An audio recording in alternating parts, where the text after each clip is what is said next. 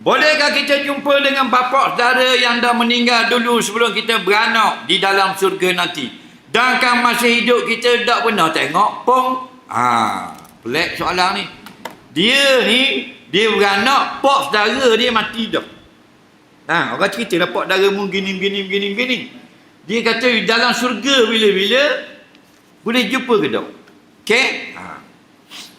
Jawabnya, kalau dua-dua masuk syurga, boleh. Kalau seorang syurga, seorang neraka, tak jumpa dah. Faham lagi? Tempat negara tu lain-lain, negeri lain-lain.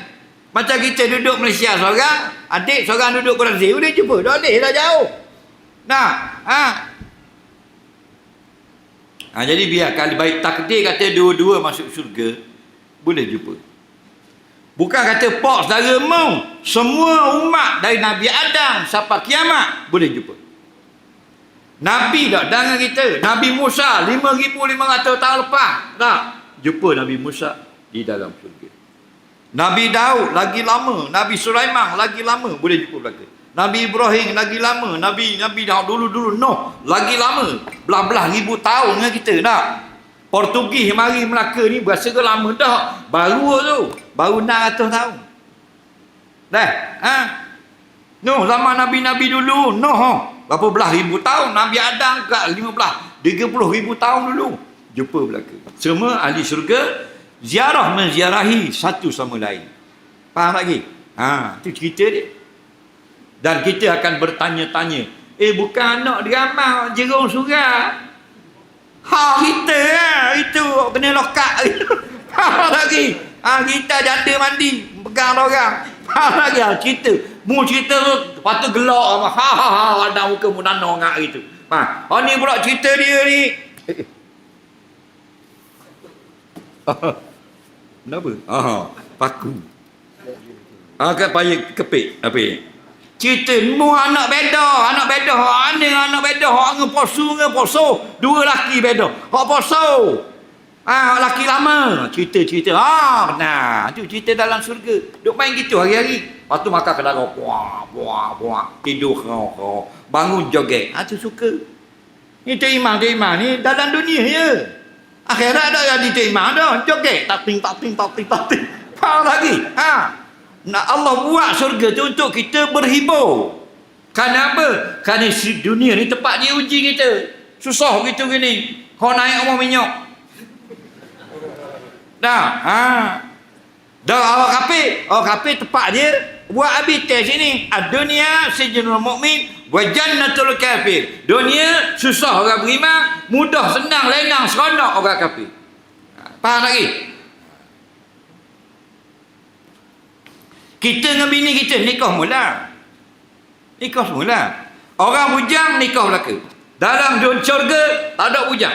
Nabi kata la azba fil jannah, tidak ada bujang dalam syurga. Kerana bujang itu nakis, kekurangan. Benda kekurangan tidak ada dalam syurga. Semua syurga barang molek belaka. Faham? Seronok tak kita?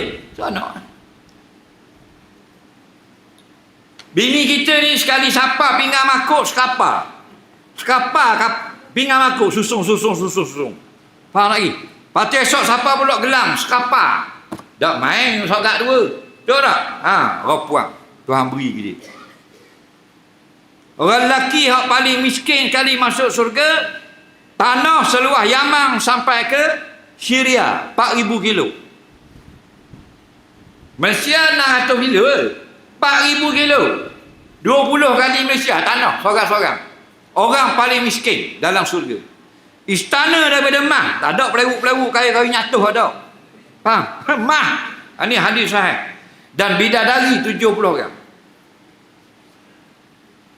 Bini kita wa kawa'iba atraba. Semua bini kita, bini Pak Mak, bini Tok Imam, bini Ustaz, bini Tok Ila, bini PMX, semua bini umurnya sebaya. Somai belaka. Berapa umur? 30. Dah tu, dah tua dah. 30 berjuta-juta tahun. 30. Berapa 30? Kerana 30 tu paling lawa kau puang. Kau puang umur 30 paling comel hidup dia. Faham lagi? Dah cari balik tengok gambar. Pak long, kabur dengan mak long. Minta maklum ambil gambar dia masa umur 30. Dan ni 78 tau. Dia kata ambil gambar ni, ambil gambar ustaz gambar dia maklum umur 30. Maklum pun cari dalam album waktu bit. Pakai lo pendek maklum. Ayah lu tengok. Lu. Mati ayah lu, kejut tengok. Tu nak? Wa kawa'iba atraba, dan bini-bini ahli surga semua comel-comel belaka, dara belaka, dan sebaya belaka umur 30 belaka. Tidak berubah dah. Adapun dalam dunia ini al-alam mutaghayyir, dia berubah. Daripada umur setahun jadi 10, 10 jadi 30, 30 jadi 80. Batu mula-mula comel, kemudian jadi uduh. Tengok orang umur 70. Ingat tak masa nikah itu? Ingat tak masa nikah? Umur 70. Bila tahun, kalau umur 70, makna menikah tahun 80. Lebih kurang. Tahu tak? Umur 80, berkahwin. Masa kahwin tu malam pengantin tu, laki tengok bini, bini tengok laki. I tengok you tengok I. Buat apa? Comel. 20 umur. Lepas ni laki umur 77, bini 76. Laki kata mana nak? Dah banyak dah dia tengok apa? Ngigah tengok muka bini. Macam adudu muka. Kotor muka. Tak ada. Soalan seterusnya. Jadi boleh jumpa belaka tak susah. Yang susahnya kita sedia bekal biar masuk dalam surga belaka. Ibu meninggal dunia tidak berapa lama, anak pula meninggal dunia. Apakah betul ibu dan anak bertemu seperti mana ucapan keluarga yang masih hidup ini bertemu dan bermain di surga bersama ibu? Sama juga macam tadi. Dengar baik-baik. Semua kita saling berjumpa, bertanya-tanya, bercerita. Itu hidup kita dalam surga. Jamu makan itu ini, berkenyang, tidur, lepas tu bangun, cerita pula, mu anak dia, lepas tu pergi jalan situ, jalan sini. Tak ada wajib puasa Ramadan, tak ada nak pergi madrasah wajib ngaji pondok pun tak ada belaka dah. Bukan tempat beribadat, tempat Allah beri nikmat untuk bersenang lenang. Jelas lagi?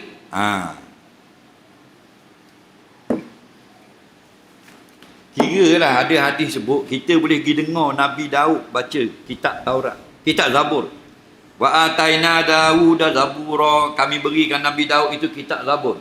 Nabi Daud ni macam dia baca kitab Zabur, burung-burung beribu lagi, binatang-binatang lagi. Sedapnya suara Nabi Daud. Sedap lagi suara Nabi Muhammad SAW. Kita boleh pergi dengar Nabi Musa baca kitab Taurat. Hebat Nabi Musa, suara dia seronok. Dan kita boleh pergi dengar Nabi Isa baca kitab Injil, dia sendiri baca. Dan Nabi Muhammad SAW baca kitab Al-Quran. Faham lagi? Sebagai nikmat syurga.